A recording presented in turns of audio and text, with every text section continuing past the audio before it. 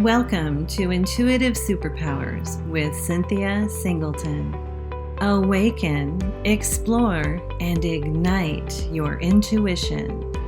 Live well, love life, and come play. Hello, everyone. Cynthia Singleton here, author of Amping Your Abilities, 77 Ways to Awaken, Explore, and Ignite Your Intuition. And I'm here with a very good friend, Jonathan Robinson. He wrote the foreword to my book. And I'm hoping to meet here today to talk a little bit about being a writer. And Jonathan has been a New York Times bestselling writer. And he has the latest book out called Conversations with Dog.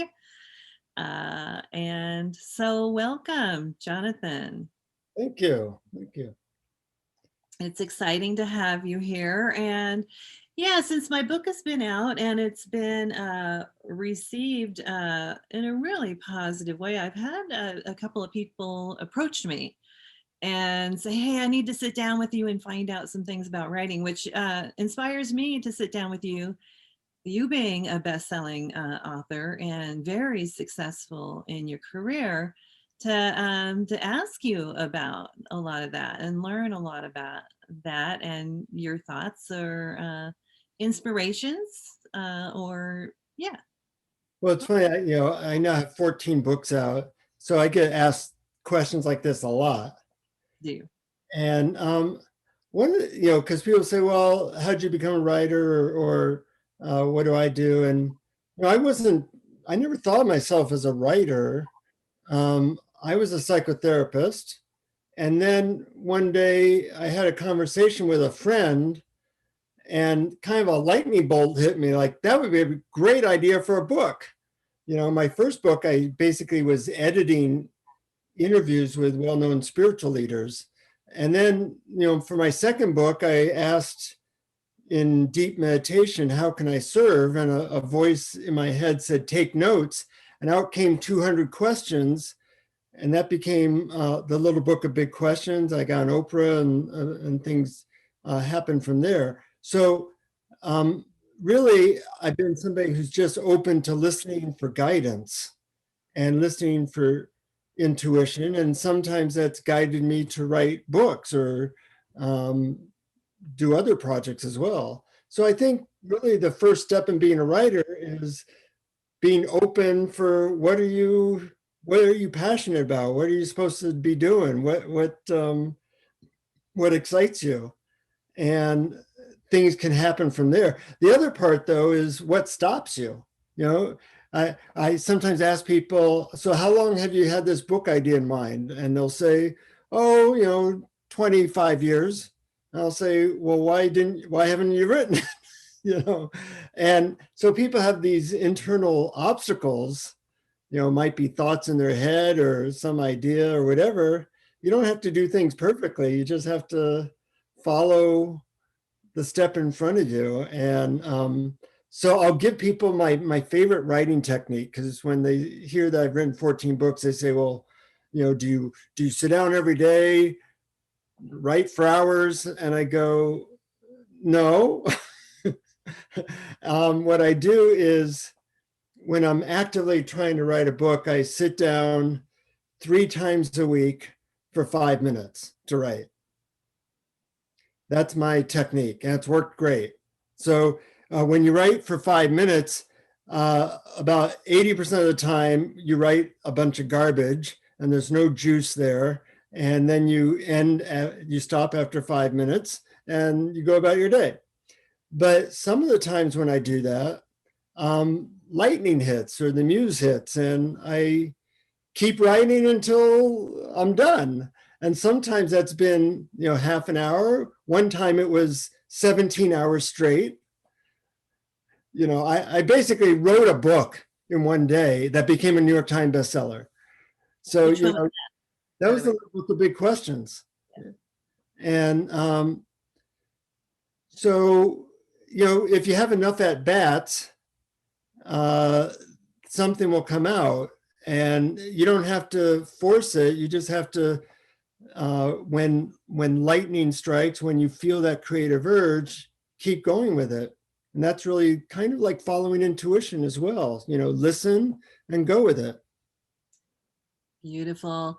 It's really interesting that you mentioned that particular method, because I had just said to a dear friend of mine in where I live here in Ashland, my friend Lloyd was asking about that. And I said, well, I have a friend who does the method of sitting down. I think I said 5 minutes a day, but the pressure of every day is not there, just 3 times a week, 5 minutes, see if it comes, see if it doesn't. Like with my book, when I sat down, that one just poured out, my latest book, Amping Your Abilities. So yeah, any other recommendations for folks who, well, okay, here's something that I know about you is your tenacity. So I'd like to name that. In a moment, I'd love to hear about your first project, and it involved a lot of spiritual leaders. And what I remember most about what you share about that is actually reaching those spiritual leaders. Like you were on the phone with Mother Teresa, and maybe it was Ram Dass or somebody you were trying to reach out to. And you were tenacious about it. Getting on the Oprah show, you were tenacious about it. So can you tell us about a little bit about your tenacity and how maybe a little bit about the project and how we might be able to tune into that when, like, for example, I feel a little vulnerable about stuff like that. So what are Yeah. some of the tricks, Jonathan Robinson? Well, I'm not a parent, except for to 2 dogs. I imagine that, I know with my dogs or with parents that they're very tenacious in doing whatever it takes to get the best for that person, their child or their dog or cat.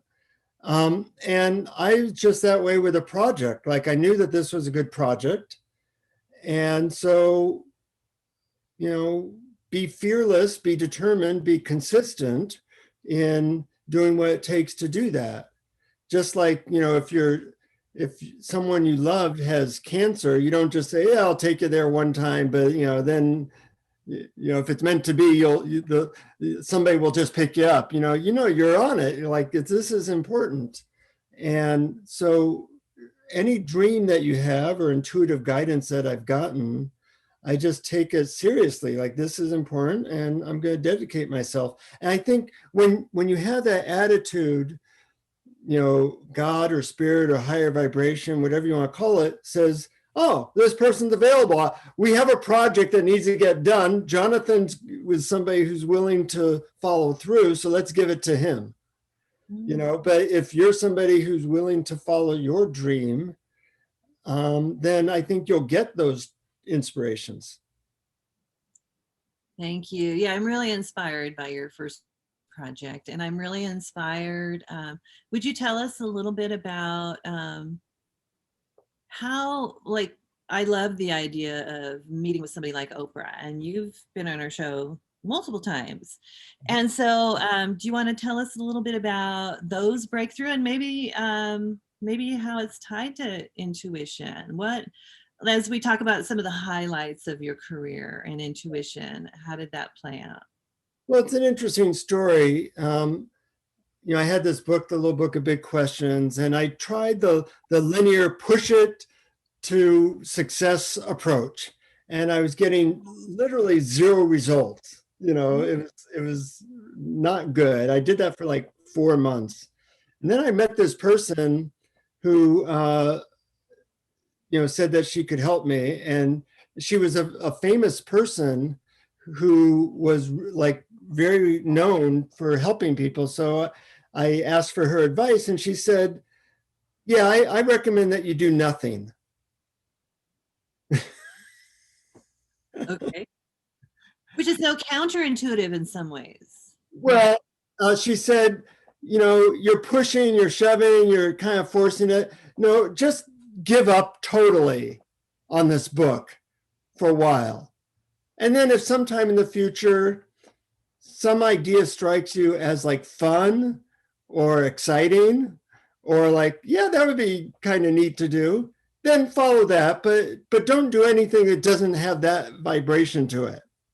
So in a way, it sounds like she was coaching you to follow your yes of your intuition. Yeah, exactly. So I did that. I gave up for a couple of months. And then one idea, I said, this book has a lot of great questions for Christmas. It would be really fun to have people sit around the Christmas table and ask these questions. So I wrote a handwritten note to CNN. I didn't know what the hell I was doing. I said, this would be a really good show to, have people do. And I got a reply saying, we'd love to have you on the show, Christmas Day. Well, it ends up on Christmas Day. Nobody knows what to do in the afternoon. So CNN, this one show, which normally had like 1 million people watching it, had like 30 million people watching it because nobody knows what else to do. And I got 15 minutes to talk about my book, and the interview went well. And Oprah was watching that show. And she then, I mean, it was crazy. But, when you listen to intuition and when you follow deeper guidance, magic is possible. And I've seen that over and over again. So I always I don't have a problem with people trying to push things in a linear way, but I think we get better results if we can open to guidance, ask for help, and sometimes get pure friggin' magic helping you. I really appreciate you sharing that. And with me kind of being I have 9 self-published books, but I also have this current one that is with a publisher. And it's interesting to have followed the linear thing, but with this book, I feel like I'm doing some of the linear stuff, but I also am finding the more juicy, yummy results. For example, playing with these podcast ideas with you, conversations with you right now, are yummy and juicy. And I just did a social media post about letting the flow carry me rather than forcing it. And that is a really intuitive thing. And it's not always easy because I could have the ego stepping in and saying, be scared about this or be nervous about this, or you got to do this or do that. And it is fascinating to relax and be in the flow of intuition. And it's really great to be here with you as you talk about when you dropped into the flow of your intuition, where it took you, especially what day of the year it took you there. Yeah. And just like the linear approach, it's not always successful. So it's important to allow that. But even when it's not successful, you're having a better time, I love it. Exactly. So what sorts of things are you doing these days, Jonathan? Well, we just got to interview Deepak Chopra on our podcast, Awareness Explorers. That was fun. And I'm writing a book about enlightenment. Not that I'm there, but it's a fascinating subject. And I used to have grand plans. Now I kind of think, well, what do I feel like doing today? What feels juicy? And I follow that, and it seems to be working so far. Obviously, I have to ask what's in your hand there. It flashes in front of, talking about having a playful time, it's flashing in front of the camera every now and again. Green glob that feels really fun. And I've given this as gifts to a few people, and everybody loves it. I like little gadgets, little things that make people feel good. And this is my latest discovery. Yes, we are sitting here with the author of The Technology of Joy. I'd highly recommend it. Would you name just a couple more of the titles of some of your books? Yeah, one's called Find Happiness Now. I did The Complete Idiot's Guide to Awakening Your Spirituality. The book I'm best known for, I wrote in 4 days because my car broke down and I was stranded in the middle of nowhere. I had nothing else to do. It's called Communication Miracles for Couples, and that sold a few 100,000 copies. So, you never know. I mean, here I thought, oh my God, my car's broken down. They can't get the part. what a tragedy. And then I got this idea, to write a book, and did that for like 10 hours a day for 5 days. And then the car was fixed and I had a book, and later a bestseller. I write about synchronicity in my book, and that feels so synchronistic that things lined up in a certain way. And, when one's car breaks down in the middle of, who knows where, one could choose certain things. And believe me, I've done that, been there, done that. Or one could, the proverbial make lemons out of lemonade, and you followed your intuition and the whole book came out. And that's a New York best selling book, right? Yeah, that's actually the book that's done the best. That's done the best of all of yours. Uh-huh. Yeah. Well, Jonathan, thanks for being here. Is there anything else that you want to leave us with in regards to maybe we're speaking to the folks who have an interest in being an author? What sort of inspirational message might you leave us with today?